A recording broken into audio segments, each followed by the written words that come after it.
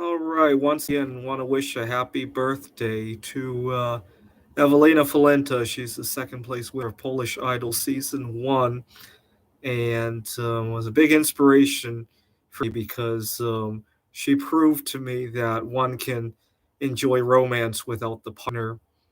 And unfortunately, even though I might enjoy it, a lot of times I face an uphill battle at my workplace, in social life, in professional life, in politics, in all sorts of other prejudices. Like, for example, a lot of times, some of my subscribers comment that they've seen me go on a date with a partner.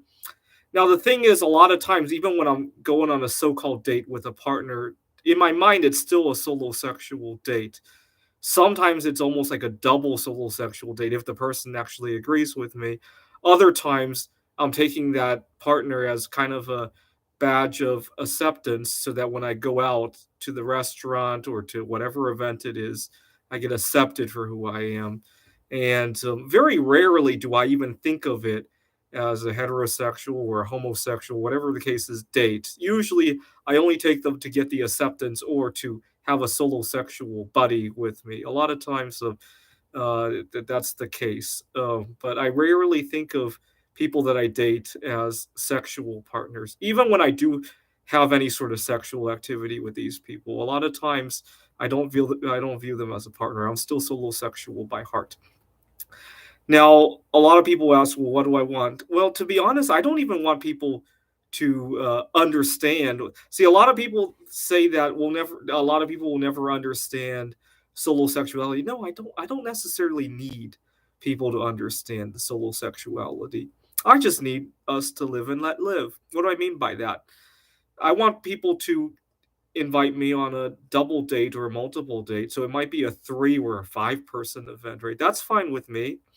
I want to be able to uh, have a life outside of work, right? It's not that I don't have a partner, so I can work all these odd hours and having to work during the Christmas hours, or last week it was during the fall break when we were slow. And you might say, well, what's wrong with those slow hours? The problem is that I still have to be in the Phoenix area and I only get 10, 12 hours of work, right? If I have to be here and I don't get the full 30, 35 hours of work, and then other times when I finally do get to take off and I miss those 35, it's a financial cost, right? Not to mention that it's the implied belief that I don't have a family to support, therefore I can accept it. I don't have anywhere interesting to go now.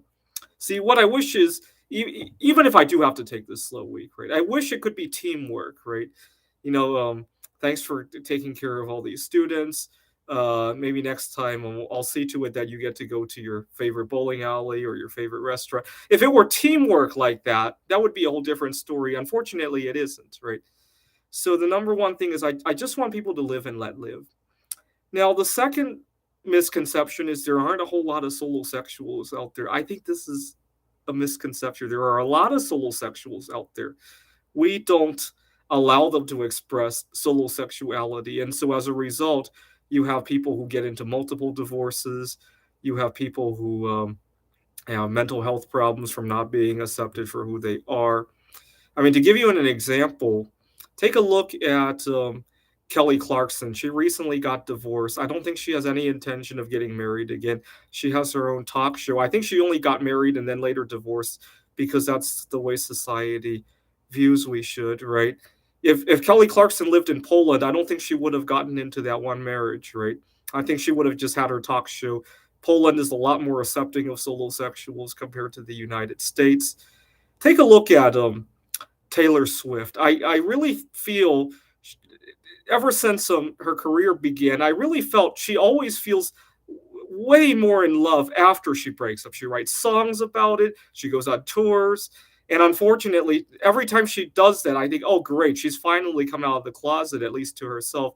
And then I see her fall back into the same trap. And I really pray for her that she finds it this time. It looks like she has a solo sexual partner now. So now they're on a double solo sexual. That's what I think, at least. I hope I'm right, but I may not be right. Now, the funny thing is that The next time you hear somebody not understand solosexuality, a lot of times these people have a family member who is solosexual and they just don't realize it.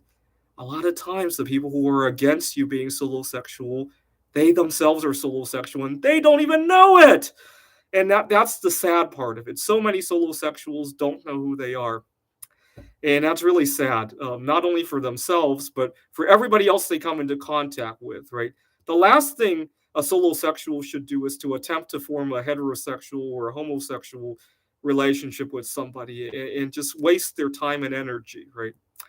And unfortunately, the vast majority of um, solosexuals don't know who they are. Now, here's another problem. I sometimes go online to read about various workplace accommodations for single people, but they make a very big mistake. You see, singles are not a homogeneous group, right? You got singles who are looking for somebody, they might be in between relationships, and then you got singles who are solosexual. My guess is that most singles are actually so, especially out after a middle age. Practically all singles are going to be solosexual. The single and looking is a very transitory situation, right? It's not hard to find somebody if you're not solosexual, right? Unfortunately, a lot of solosexuals don't realize they're not looking for somebody. And as a result, it plays out as they have a hard time meeting the right people and they jump from one dating site to another. If you open any dating website, anybody who's been there for more than a few months, chances are they are solosexual and they're not willing to admit it. The rest of society is not going to admit it either. This is really sad. I wonder, as much as we talk about recession going on, I wonder how much of GDP is lost from people A, not coming out of the closet as a solosexual, and B, not accepting others of being solosexual. Think of how many jobs are not created, how many places are not accommodated. A lot of solosexuals might hesitate on going to a restaurant that's not very welcoming to solosexuals. Think about how much housing isn't being built because solosexuals aren't expressing their demands. They're hooking up with people in order to move into other housing units that are not meant for solosexuals. If I had to add it, I wouldn't be surprised if a good 20-30% of GDP is lost, evaporated, just because we refuse to admit that we have this pool of citizens. I really do.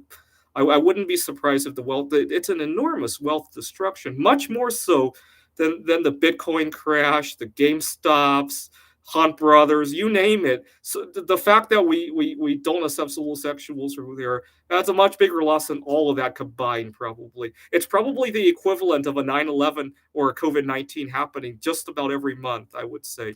The loss from all that. When you think about how many people are solosexual to begin with. Anyway, happy birthday to Evelina Falenta.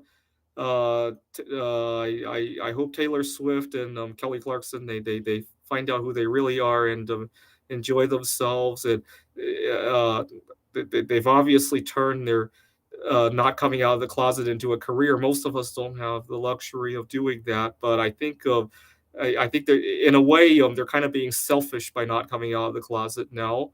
Now that they've already made their money, right? Happy Solosexual Pride Day to everybody else. Thanks for watching.